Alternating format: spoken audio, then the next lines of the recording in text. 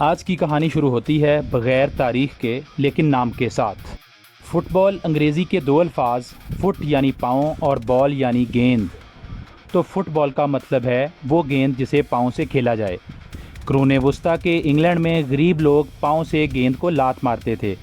پہلی بار یہ لفظ 1409 میں قانونی دستاویز میں آیا، لیکن خود گیند کی کہانی اس سے بھی پرانی ہے۔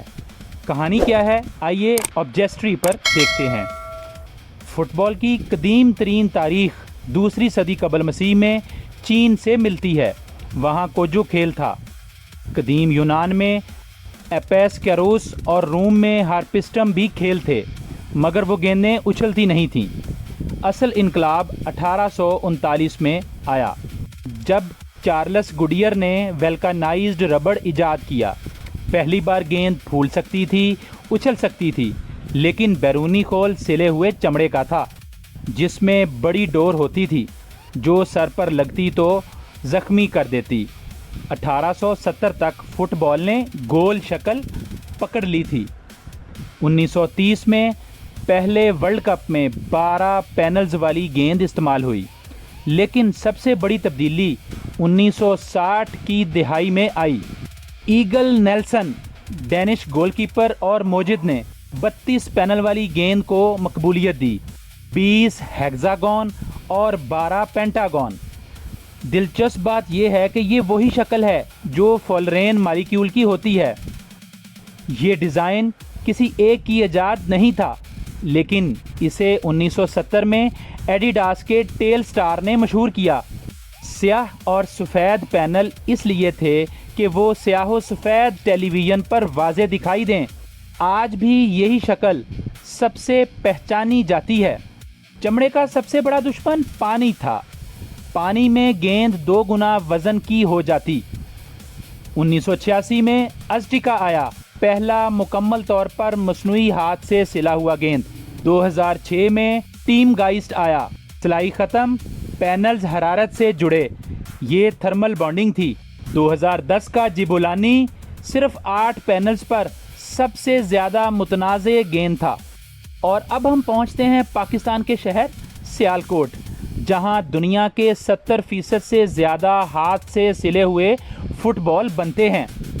آئیے اب دیکھتے ہیں کہ فٹ بال کیسے بنتا ہے۔ اندرونی مثانہ بنانے کے لیے ربڑ کی چادر کو گول کاٹا جاتا ہے، پھر تھرمل بانڈنگ سے جوڑا جاتا ہے، یہ بن جاتا ہے ہوا بند تھیلی۔ پھر لائننگ کے لیے کپڑے کی 3-4 تہیں چپکائی جاتی ہیں جو گیند کو دائمی شکل دیتی ہیں۔ سب سے اہم قدم سلائی ہے۔ ایک گیند بننے میں 2 سے 3 گھنٹے لگتے ہیں۔ ایک ماہر کاریگر دن میں صرف 4 سے 5 گیندیں سی پاتا ہے۔ سلائی مکمل ہونے پر گیند کو اندر سے باہر پلٹا جاتا ہے۔ سلائی کے سرے اندر چھپ جاتے ہیں، باہر ہموار سطح آتی ہے، پھر اس میں ربڑ کا مثانہ ڈالا جاتا ہے۔ آخر میں ہوا بھری جاتی ہے۔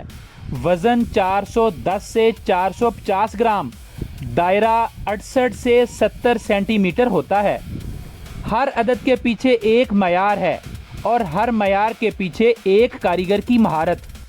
2022 میں قطر ورلڈ کپ میں الرحلہ گیند استعمال ہوئی۔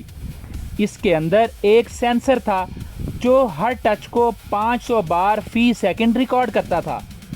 2026 کے فیفا ورلڈ کپ کی آفیشیل گیند ٹرائی اونڈا، جس کا مطلب ہے 3 لہریں، جو 3 میزبان ممالک کینیڈا، میکسیکو اور امریکہ کی علامت ہیں۔ اس گیند میں صرف 4 پینلز ہیں جو حرارت سے آپس میں جوڑے گئے ہیں۔ اس گیند کے اندر ایک جدید موشن سینسر نصب ہے جو گیند کی ہر حرکت کو حقیقی وقت میں ریکارڈ کرتا ہے اور اس ڈیٹا کو فوری طور پر VAR سسٹم کو بھیج دیتا ہے، جس سے آف سائیڈ اور ہینڈ بال جیسے فیصلوں میں مدد ملتی ہے۔ یہ جدید ترین گیند بھی سیالکوٹ پاکستان میں بنی ہے۔ پاکستانی مزدوروں کی مہارت آج بھی دنیا کے بڑے ٹورنامنٹ کا حصہ ہے۔ مستقبل کی گیندیں اور بھی ذہین ہوں گی۔ اندر لگی چپس شاید خود ہوا کا دباؤ بتا دیں۔ سور کے مثانے سے لے کر سینسر والے جادو تک، فٹ بال نے لمبا سفر کیا ہے، لیکن آج بھی سیالکوٹ کی فیکٹری سے لے کر ایمیزون کے جنگلوں تک فٹ بال وہی چیز ہے جسے پاؤں سے لات ماری جائے۔ اس کا نام، شکل اور ساخت بدلی لیکن مقصد نہیں بدلا، یعنی ہمیں دوڑانا، ہنسانا اور ایک جگہ جمع کرنا۔ اللہ حافظ۔